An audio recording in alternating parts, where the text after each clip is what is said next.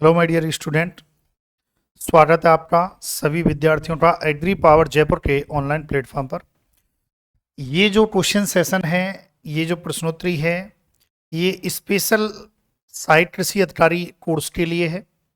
हालांकि जिसमें mutation breeding topic है उसमें भी ये क्वेश्चंस एग्जाम में आते हैं। म्यूटेशन ब्रीडिंग, चाहे वो डबल हो, ए हो, कृषि व्याख्याता हो, प्री पीजी हो, जिसमें भी ये म्यूटेशन ब्रीडिंग का टॉपिक आता है उसमें ये क्वेश्चन जरूर आते हैं। लेकिन हमारा जो मेन फोकस है वो साइट कृषि अधिकारी का है, क्योंकि 80 पदों पर इसकी वैकेंसी आएगी और इसका हमने कोर्स भी लॉन्च कर दिया है। हिंदी मीडियम और इंग्लिश मीडियम दोनों मीडियम में हमारा 3100 रुपये में कोर्स है। पादप प्रजनन, जिसमें उत्परिवर्तन प्रजनन की बात करेंगे, म्यूटेशन शब्द 1900 में किस वैज्ञानिक ने दिया था? पहला क्वेश्चन भाई, जो म्यूटेशन शब्द है वो ह्यूगो डी व्रीज ने दिया है, ये सबको पता ही है। जैसे जॉनसन की बात करें तो यहाँ पर जब जॉनसन का नाम आया, हालांकि म्यूटेशन में इतना ज़्यादा रोल नहीं है, लेकिन इनका रोल है प्योर लाइन थ्योरी में। प्योर लाइन थ्योरी, जो प्योर लाइन थ्योरी है वो किसने दी है? जॉनसन ने दी है। इसके अलावा जीनोटाइप एंड फिनोटाइप जो वर्ड है, फिनोटाइप जो वर्ड हैं वो भी किसने दिए हैं? जॉनसन ने दिए हैं। यानी कि जीन प्रारूप और लक्षण प्रारूप। भाई जीनोटाइप को क्या कहते हैं? जीन प्रारूप। और फिनोटाइप को क्या कहते हैं? लक्षण प्रारूप, है ना।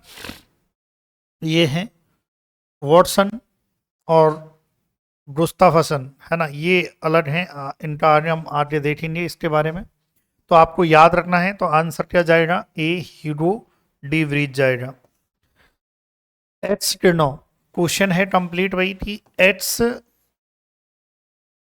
किरणों की उत्परिवर्तजन यानी कि म्यूटाजन प्रकृति को 1927 में किसने खोजा था? देखिए, म्यूटाजन उत्परिवर्तजन यानी कि म्यूटेशन उत्पन्न करने की प्रवृत्ति, म्यूटेशन उत्पन्न करने की जो है प्रवृत्ति है, तो वो म्यूटाजन कहलाती है। यानी कि कोई भी जैसे कारक है, चाहे वो भौतिक कारक हो या रासायनिक कारक हो, जो म्यूटेशन उत्पन्न कर रहा है, जो उत्परिवर्तन उत्पन्न कर रहा है, तो वो क्या कहलाता है? म्यूटाजन कहलाता है। उस म्यूटाजन में एक नाम आता है, मतलब उस म्यूटाजन में एक है भौतिक म्यूटाजन, जिसका एक उदाहरण है एक्स किरण, एक्स रेज। नाम सुना होगा एक्स रेज। आप जब हड्डी वड्डी फ्रैक्चर हो जाती है, जब जाते हुए एक्सरे कराने, तो वहाँ एक्सरे जी यूज होती हैं। तो एक्स किरणों की म्यूटाजन प्रकृति को 1927 में खोजने वाले कौन थे? तो ये थे जो है, जिन्होंने खोजा था वो थे मुलर। ये याद रखें, जिन्होंने खोजा था वो कौन थे? मुलर थे, ये आपको याद रखना है। अच्छा, यहां पर देखिए, मुलर ने जो है ड्रोसोफिला में एक्स जो रेज हैं उनका यूज किया और ड्रोसोफिला में म्यूटेशन उत्पन्न किए थे। हालांकि एक्स रेज की जो खोज है वो रोएंटजन ने की है। यदि एक्स रे की खोज की बात करें तो वो किसने की है? रोएंटजन ने जो है एक्स रे की खोज की है। बाकी ये मॉदर और मॉर्गन और स्टाडलर, इनके भी जो है आएंगे क्वेश्चन। चलिए, फिर उसके बाद जो है उत्परिवर्तन का अभिलक्षण है सामान्य, अप्रभावी, घातक। भाई जो म्यूटेशन होता है, म्यूटेशन जो रहता है, म्यूटेशन जो रहता है, म्यूटेशन जो रहता है उसका कैरेक्टरिस्टिक जो है फीचर क्या क्या होते हैं? जैसे भाई म्यूटेशन क्या होते हैं? सामान्यतः जो है अप्रभावी होते हैं, रिसेसिव होते हैं, ये भी सही बात है ना। रिकरेंट सॉरी रैंडम, यादृच्छिक होते हैं। भाई म्यूटेशन यदि होता है तो ऐसा तो नहीं है सभी पॉपुलेशन की और सभी जीन्स में होता है, कुछ स्पेसिफिक जीन्स में ही होता है, सब में तो नहीं होता। ऐसा भी नहीं कि सभी पॉपुलेशन में होता है। भाई म्यूटेशन का होना एक संयोग मात्र है, एक चांस होता है। तो हम ये कह सकते हैं कि म्यूटेशन कैसा है? रैंडम है, यादृच्छिक है। म्यूटेशन प्लियोट्रॉपिक होता है, बहुप्रभाविता होता है। मतलब ये है कि कहीं ना कहीं जो म्यूटेशन होता है डिफरेंट जो है जीन में जो है देखने को मिलता है, और जिससे डिफरेंट जो लक्षण हैं उन पर प्रभाव देखने को मिलता है। है ना। तो एक छोटा सा म्यूटेशन ही बहुत सारे जो है प्रभाव प्रकट करता है, उनका इफेक्ट जो है रहता है। तो इसका मतलब आंसर क्या जाएगा, सभी। देखिए प्लियोट्रोपिक, यहाँ एक शब्द आता है प्लियोट्रोपिक जीन, यानी कि वह अल्प जीन, यानी कि वह एक जीन जो बहुत सारे लक्षणों को जो है हम कह सकते हैं कंट्रोल करती है, नियंत्रित करती है। एक जीन या कुछ कुछ एक दो जीन, ये जिन्हें हम कहते हैं ओलिगो जीन, यदि बहुत सारे जो हैं कैरेक्टरिस्टिक एंड लक्षणों को जो है कंट्रोल करती है, नियंत्रित करती है, तो उस जीन को प्लियोट्रोपिक जीन कहते हैं। और प्लियोट्रोपिक जो है गुण जो है उत्परिवर्तन भी प्रदर्शित करता है। क्लियर है। चलिए देखिए, हमारा साइट कृषि अधिकारी का जो कोर्स है ऑनलाइन रिकॉर्डेड कोर्स, हिंदी माध्यम और इंग्लिश मीडियम दोनों में कोर्स उपलब्ध है। ये गारंटी है, चैलेंज है, राजस्थान में सबसे बेहतर नहीं मिला तो आप पैसे वापस ले सकते हैं। हमारा कोर्स कंटेंट अगर पूरे राजस्थान में सबसे बेहतर नहीं रहा तो, जिसमें आप देख सकते हैं वीकली टेस्ट है, फ्री टेस्ट सीरीज आपको मिलेगी, ओल्ड पेपर का एनालिसिस है, एग्रीकल्चर एंड जीके कंप्लीट है, वीडियो सॉल्यूशन है और बेस्ट ई कंटेंट है, ई नोट्स हैं, ये सब मिलेंगे। कृषि व्याख्याता का कोर्स भी हमारा जो पेपर सेकंड का है, जो 5,000 का है। कोर्स खरीदने के लिए आपको हमारी agri power Jaipur coaching app को डाउनलोड करना है और कोर्स परचेज करना है। यदि आप नए हैं तो चैनल को सब्सक्राइब कीजिए। देखिए अगला क्वेश्चन क्या कह रहा है कि फसल सुधार क्रॉप इंप्रूवमेंट में किस प्रकार के उत्परिवर्तन काम होता है, काम में लिया जाता है ना। उत्परिवर्तन काम में लिया जाता है। देखिए जब हम बात करते हैं म्यूटेशन की, म्यूटेशन को उत्तरजीवता के आधार पर, किसके आधार पर, सर्वाइवल के आधार पर, सर्वाइवल यानी कि उत्तरजीवता, तो उत्परिवर्तन को उत्तरजीवता के आधार पर, यानी कि कोई म्यूटेशन यदि हुआ है, उस म्यूटेशन की वजह से कोई भी व्यष्टि, इंडिविजुअल, पॉपुलेशन जीवित रह रही है या नहीं रह रही है, जीवित रह रही है तो कितनी जीवित रह रही है, इस आधार पर जो है, जो हम कह सकते हैं कैटेगराइज किया गया है किसको, उत्परिवर्तन को, यानी कि उत्तरजीवता के आधार पर। तो यहां पर कहा गया है कि भाई ये डिफरेंट टाइप के जो हैं उत्तरजीवता के आधार पर म्यूटेशन है, लेथल, सबलेथल, सबबाइटल और बाइटल। इसमें जो है क्रॉप इंप्रूवमेंट में किस उत्परिवर्तन को यूज किया जाता है, तो वेरी इंपॉर्टेंट, क्रॉप इंप्रूवमेंट में जो है बाइटल को यूज किया जाता है, यानी कि बाइटल म्यूटेशन को, यानी कि ऐसा म्यूटेशन या हम कह सकते हैं ऐसे म्यूटेंट एलील जो अच्छी खासी मात्रा में व्यष्टि में उत्पन्न व्यष्टि में रहते हैं, ऐसे बाइटल एलील, ऐसे कह सकते हैं कि ऐसे बाइटल एलील कह दो या ऐसे बाइटल म्यूटेंट एलील कह दो जो व्यष्टि जीन प्रारूप में उपस्थित रहते हैं और जिसकी वजह से कोई भी व्यष्टि या इंडिविजुअल की मृत्यु नहीं होती है, सभी के सभी इंडिविजुअल्स व्यष्टि जीवित रहते हैं, वो वाइटल होता है। देखिए लेथल, लेथल जो है म्यूटेशन क्या होता है, जिसमें 100% किल मर जाते हैं, है ना, सभी व्यष्टि इंडिविजुअल जो हैं, सभी पूरी कंप्लीट जो पॉपुलेशन है वो मर जाती है यदि लेथल म्यूटेशन है। तो सब लेथल है तो 50% से अधिक लोड क्या होते हैं इसमें, लोड क्या बोलेंगे, व्यष्टि इंडिविजुअल, अगर हम बात करें पादप प्रजनन की भाषा में यदि बात करें तो व्यष्टि बोलेंगे, इंडिविजुअल बोलेंगे। और बाइटल में जो है 10% से कम व्यष्टि किल रहती है ना। ऐसा म्यूटेशन जो कोई पॉपुलेशन में यदि सब वाइटल म्यूटेशन देखने को मिलता है तो इस म्यूटेशन की वजह से क्या होगा, व्यष्टि ज़्यादा नहीं मरेगी, इंडिविजुअल ज़्यादा नहीं मरेंगे, लेस देन 10% ही मरेंगे, बाकी सभी जीवित रहेंगे, उनका हम कह सकते हैं उनकी उत्तरजीवता रहेगी। लेकिन वाइटल म्यूटेशन की बात करें तो इसका उत्तरजीवता पर कोई भी प्रभाव नहीं पड़ता है। तो ये भी एक अच्छा क्वेश्चन बनता है कि किस उत्परिवर्तन का व्यष्टि की यानी कि इंडिविजुअल की उत्तरजीवता यानी कि सर्वाइवल पर कोई प्रभाव नहीं होता है। तो ये याद रखें, इसका जो आंसर है वो क्या जाएगा, आंसर जाएगा बाइटल।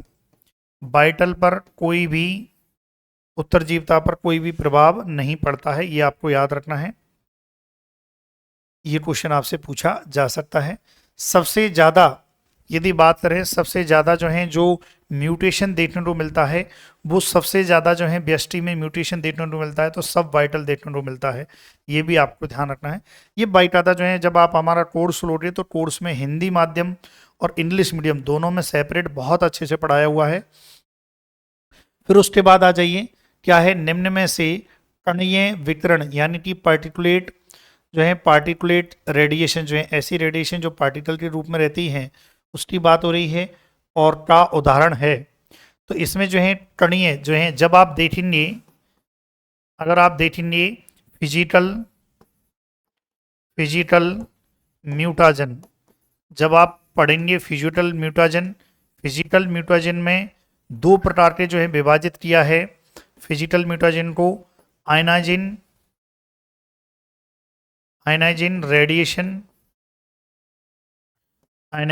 रेडिएशन और नॉन आयनाइजिन,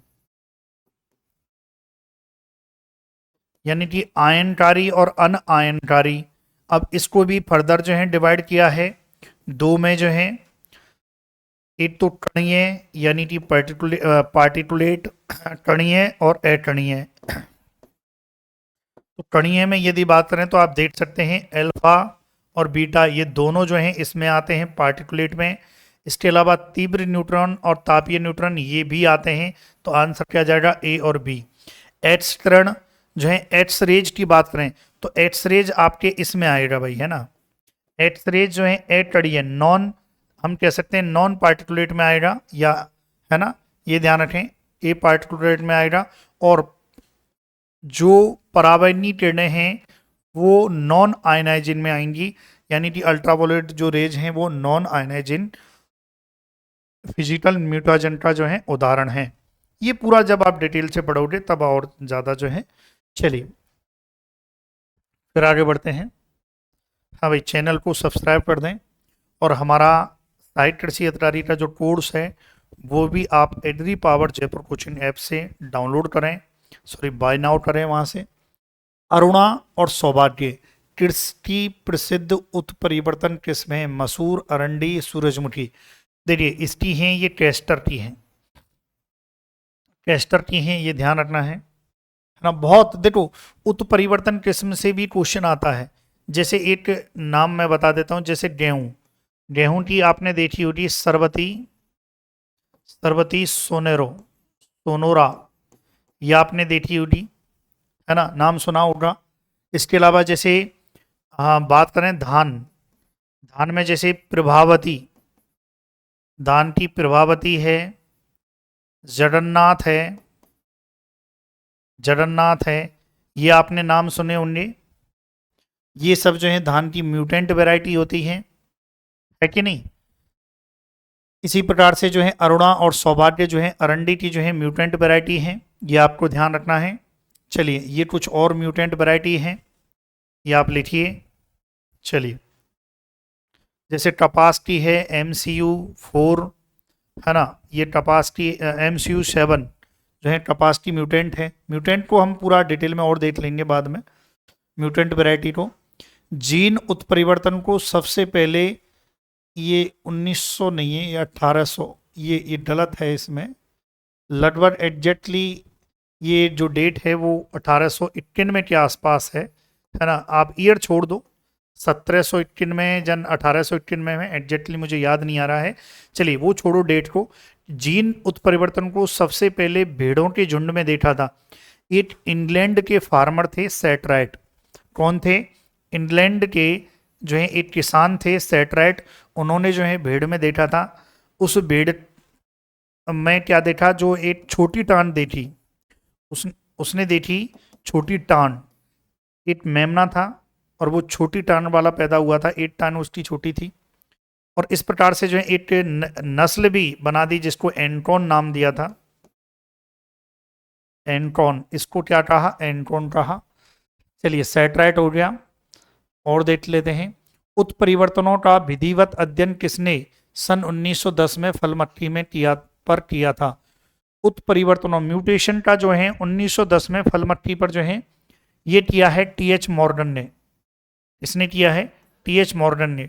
मुलर ने का तो आ गया था, मुलर ने एक्सरे की म्यूटाजेनिक जो है प्रकृति को जो है खोजा था, है ना। और स्टेडलर, ये भी आ जाएगा क्वेश्चन अभी। जौ में सबसे पहले एक्सरे द्वारा कृत्रिम उत्परिवर्तन किसके द्वारा किया गया था। सबसे पहले देखिए, जौ में और फिर मक्का में क्या किया गया था, कृत्रिम उत्परिवर्तन, यानी कि एक्स रेज का यूज किया। इसमें यूज किया, जौ और मक्का में जो है यूज किया, और म्यूटेंट बनाए थे। किसने बनाए थे ये आपको बताना है। तो ये नाम आता है स्टेडलर का।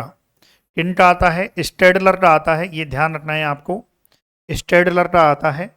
चलिए और देख लेते हैं। पहले जौ पर किया था, लगभग ये 1928 की बात है। पहले जौ पर, फिर मक्का पर जो है कार्य किया था। फिर अगला क्वेश्चन है, लास्ट क्वेश्चन। ह्यूगो किसने 1940 ईस्वी में सबसे पहले मस्टर्ड गैस का रासायनिक उत्परिवर्तन केमिकल म्यूटाजन के रूप में उत्परिवर्तन उत्पन्न करने के लिए किया था। देखिए यहाँ पर थोड़ा सा और समझना होगा, है ना। यहाँ पर थोड़ा सा और जो है हमें समझना होगा इस क्वेश्चन को। यहाँ पर आप ईयर छोड़ दो, है ना, क्योंकि ईयर क्या है इसमें मैं श्योर नहीं हूँ, इस ईयर को लेकर श्योर नहीं हूँ कि ये कब की बात है। क्योंकि ये जो है, जो मस्टर्ड गैस है, मस्टर्ड गैस जो है एक प्रकार की म्यूटाजन है। इस प्रकार की रासायनिक म्यूटाजन यानी कि केमिकल म्यूटाजन है।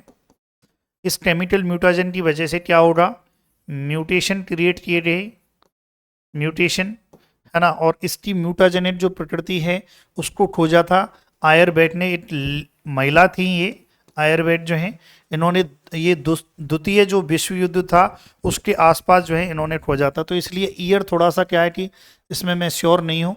तो इसलिए आपको याद रखना है, अगर आपसे क्वेश्चन आ जाए कि किसने मस्टर्ड गैस की, मस्टर्ड जो है किसने मस्टर्ड गैस की केमिकल म्यूटाजन प्रकृति को जो है खोजा था, आयरबैट ने जो है, ये आपको याद रखना है, या इसको यूज किया था, ये आपको याद रखना है।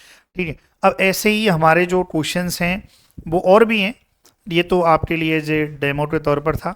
हमारे जब कोर्स आप देखोगे तो कोर्स में बहुत क्वेश्चन आपको मिलेंगे। हाँ, प्रति सब्जेक्ट के आपको इंग्लिश मीडियम और हिंदी मीडियम दोनों माध्यम में जो है आपको क्वेश्चंस मिलेंगे। टॉपिक लेक्चर, वीडियो लेक्चर, सब वो आपको कंप्लीट कोर्स में आपको मिलेगा। तो वीडियो कैसी लगी आप कमेंट जरूर करें, है ना। इसी प्रकार से आपको कोई भी ऐसा आपको लगे कि भाई इस टॉपिक के क्वेश्चंस आप हर में बता दो सर, तो मैं आपको 10-12 क्वेश्चन उस टॉपिक के पढ़ा दूंगा। ठीक है। Thank you so much for watching video. Thank you so much.